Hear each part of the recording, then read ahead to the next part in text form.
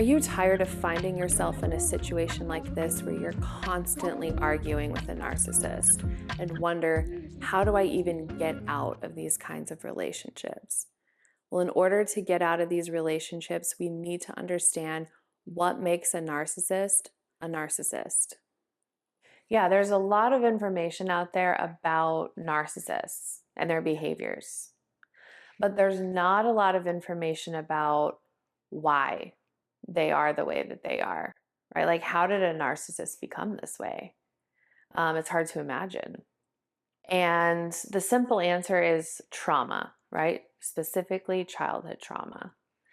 But before I get into that, I think what's crucial to understand is the difference, what separates a normal person from a narcissistic personality. Because there's a main difference here that I think people need to understand.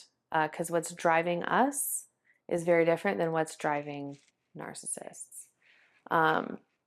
So when you think about yourself, right, when you think about your normal, average, everyday person that isn't taken over by narcissism, we have what I refer to as the inner self. So this is a part of ourselves where we can retreat to, right, if we're feeling overwhelmed. And this is the part of ourselves where we can reflect on our thoughts, feelings, and behaviors.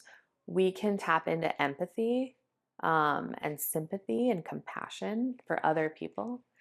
And this is the part of ourselves that actually gives us insight. It gives us energy, right? And so this is a very helpful resource that we all have. This kind of guides us through life, right? This is where you can find morality. This is where we can analyze and see ourselves, become conscious of ourselves. And this is very important to have that, this ability to go within, because this is a resource. And not only is it a resource, but it's where our resilience lies, right? And this is where we connect with other human beings. So it's very crucial to have this inner self to navigate life, right? And to be a decent human being where we're responsible, we're treating each other as well as we can, right? So a narcissist doesn't have that. Actually, they are missing the inner self. The inner self is either completely gone or it's just so suppressed that they don't have access to it. Either way, if a narcissist were to go within, right, the way that we can, what they're going to experience is chaos, right? It's shame, it's pain, it's trauma. It is not pleasant in there. So they don't want to go in there, right? They just don't. They want to avoid it altogether. And so they have to get their energy from outside of themselves, right? And so they can't go within, or they don't go within, they go without. And that is a huge distinction that I think is really important to know. And why is this, right? Like, why do narcissists have all this inner turmoil? Really, it starts in childhood. And we know that it comes from trauma, right? So to sum it up, a narcissistic child, they unfortunately were likely incredibly neglected or abused, some degree of either of those or both, right? And so they didn't get their emotional needs met. Sometimes they didn't get their physical needs met as a child. They weren't nurtured properly to be able to build when they were developing, specifically ages 0 to 7. Those are very, very sensitive windows of development for human beings. This is where we learn how to regulate our emotions and connect with other people without fear, mostly. But a narcissist, this is where most of their trauma happened, right? And so because of these experiences in childhood where they were getting abused or neglected, there's something happened in their psyche that said, it is not safe to be me. I cannot show up in the world. I cannot get my needs met because I get met with abuse or I get neglected and I'm all alone. Right? So something happens in the psyche where now there's this belief system in the psyche that's saying you can't show up with your humanity. It's not safe. So what happens is a defense mechanism. I call it an ego personality construct. It's a part of the psyche that develops in place of parents, right? But it's not developed properly because the brain couldn't develop those structures, right, to develop a healthy personality. The brain was too flooded with cortisol, right, from their traumatic experiences to develop properly. So this construct develops, and I call it an ego personality construct. Really, what it's doing is its job is to defend this person and get their needs met at all costs, no matter who they harm, right? And so it's this combination, right, of the brain not able to wire correctly due to the childhood trauma.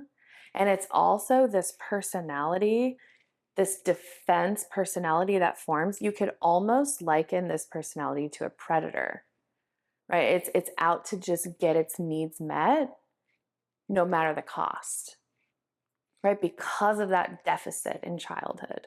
And so it's a combination of their childhood trauma, the way that it wired their brain and nervous system, and now this personality that has to go without and doesn't want to go inside.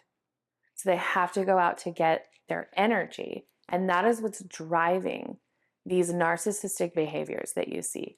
That is what you're in a relationship with when you're with a narcissist, is their predatory ego personality.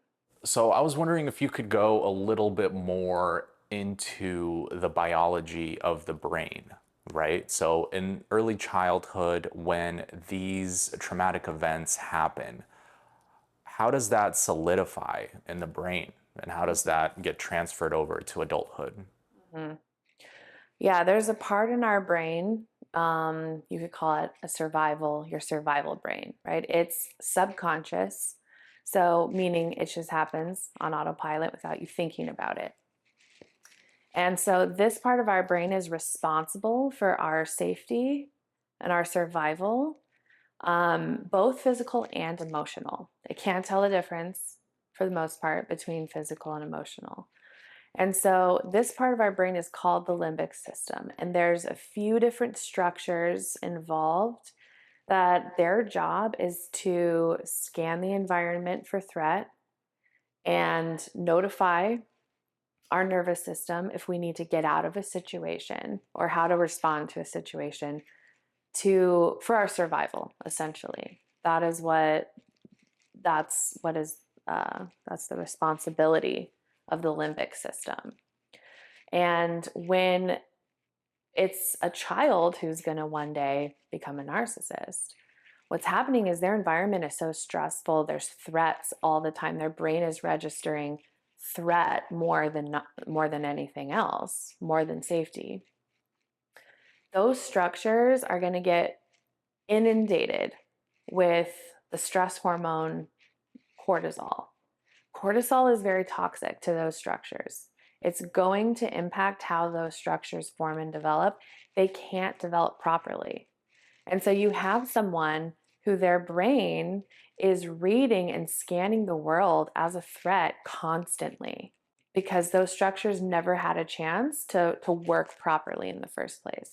So think of that person's nervous system as constantly on fight or flight mode, right? And it's just this feedback loop between their nervous system and their brain, right? So it's just compromised in how it was developed. Mhm. So with these networks, you mentioned to me before about how there's a certain type of network and brain connection that we can just kind of weave in and out of, and people who suffer from narcissism, it's very difficult and maybe even impossible for them to weave through these certain brain networks. So how does that work? What is that specific network that they're like trapped in essentially? when networks are being formed in childhood, and you're going through a situation in childhood where it's traumatic, what that's going to do is it's going to form a trauma network. And what we know that happens in the brain with trauma networks is those networks actually get very isolated from the rest of our brain. And so there's not those bridges, right, that we can jump from one network to another. So in a narcissistic brain, if I were to guess what it would look like, would be a lot of isolated trauma networks and little to zero positive resourceful networks. So not only are those, even if they're there, right, even if they do have some positive networks about themselves, the trauma networks are isolated in their brain, severed from those positive networks. So when they are living, or when some of those trauma networks get activated, they don't have a way to reach anything that might be positive in their brain because of that isolation. So I imagine a narcissistic brain is almost like living inside of the trauma networks perpetually, almost like a state of purgatory. To be able to understand what's happening, what's driving them, you can understand not only why are they gaslighting me, why are they manipulating me. You can actually get yourself outside of that peptide loop of wondering why, and you know now why they're doing that, and then you can remove yourself as that source.